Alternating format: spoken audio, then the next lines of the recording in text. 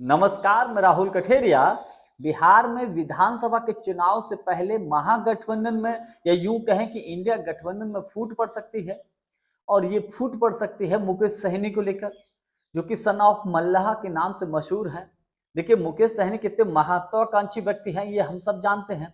Mukesh Sahni India गठबंधन के सामने ये शर्त रख चुके हैं कि उनको 60 सीटें चाहिए और चुनाव से पहले उनको डिप्टी सीएम घोषित होना करना चाहिए। तो अभी तक ना तो मुकेश सहनी को 60 सीटें दी गई हैं और ना तो उनको डिप्टी सीएम घोषित किया गया है। और खबर यह भी है कि इंडिया गठबंधन में मुकेश सहनी को 20 के आसपास सीटें मिल सकती हैं। ये 20 से 2-4 आगे भी जा सकती हैं और 20 से 2-4 कम भी हो सकती हैं। तो मुकेश सहनी को 20 के आसपास सीटें मिलेंगी तो क्या वो उससे खुश होंगे या नाराज होंगे? क्योंकि कहां 60 और कहां 20। लेकिन बड़ी बात यह है कि 60 सीट तो लेफ्ट पार्टियों को भी नहीं मिलेंगी। क्यों? जिन लेफ्ट पार्टियों का पिछले विधानसभा के चुनाव में सबसे बेस्ट परफॉर्मेंस था, तो उनको भी नहीं मिल रही। तो मुकेश सहनी को 60 सीटें मिलेंगी कैसे? कांग्रेस उधर मारामारी कर रही कि उसको 70 सीटें दी जाए, 70 से बड़ी मुश्किल से 60 मिल जाए, ये भी बड़ी बात है। इसको लेकर रस्साकसी है। तो मुकेश सहनी को कहां से मिल जाएंगी? सबसे बड़ी बात यह है। तो मुकेश सहनी इस बात को लेकर नाराज हैं कि उनको जो उन्होंने मांगा वो मिला नहीं। 2020 का वो प्रकरण आपको याद होगा, प्रेस कॉन्फ्रेंस को बीच में छोड़कर मुकेश सहनी चले गए थे और उन्होंने कहा था कि तेजस्वी यादव ने उनकी पीठ में छुरा घोंप दिया और वो महागठबंधन को छोड़कर एनडीए गठबंधन में शामिल हो गए थे और उसका लाभ भी एनडीए गठबंधन को मिला था। एनडीए की सरकार बन गई। अब बड़ी खबर यह है कि एनडीए गठबंधन आज भी एनडीए में लगभग सीट शेयरिंग तय हो चुकी है, सीटें तय हो चुकी हैं लगभग।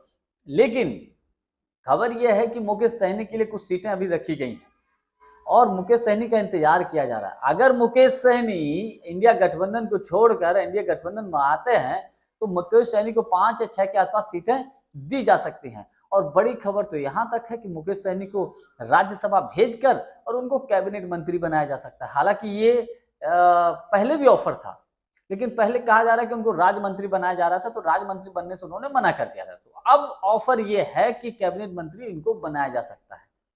तो अगर मुकेश सहनी देखने वाली बात यह है, अगर उनकी नाराजगी खत्म नहीं हुई या मुकेश सहनी के ऊपर है कि किस तरीके से, देखिए, वोटर अधिकार यात्रा में मुकेश सहनी तेजस्वी यादव जी और राहुल गांधी जी के साथ पूरी यात्रा में साथ साथ घूमे, वोटर अधिकार यात्रा में कितना माहौल जमाया और एट द लास्ट टाइम पे आकर क्या वो खेल करते हैं, क्या नाराज होकर इंडिया गठबंधन को छोड़ के चले जाते हैं। तो इसमें नो डाउट, कतई कोई दो राय नहीं, इंडिया गठबंधन को इसका नुकसान हो सकता है। अब देखिए, अब स्थिति क्या है, वोट शेयरिंग को लेकर क्या स्थिति है। मुकेश सहनी मल्लाहों के नेता है।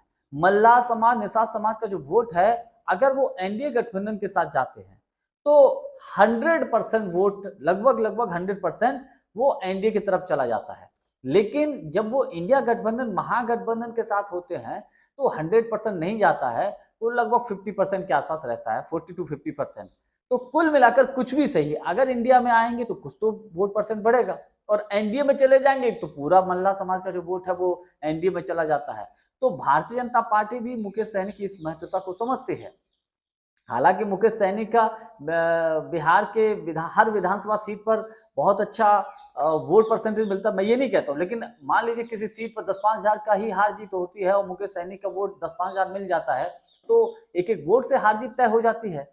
तो कुल मिलाकर हम ये कह सकते हैं कि देखने वाली बात ये होगी, विधानसभा के चुनाव से पहले पहले क्या मुकेश सहनी इंडिया गठबंधन में रह पाते हैं, टिक पाते हैं कि नहीं टिक पाते हैं, या 2020 वाली स्थिति की फिर से पुनरावृत्ति होती है और वो एनडीए गठबंधन में चले जाते हैं। और फिर महागठबंधन किस तरीके से बिहार में फाइट कर पाएगा, इंडिया गठबंधन फाइट कर पाएगा, ये भी अपने आप में देखने वाली बात होगी।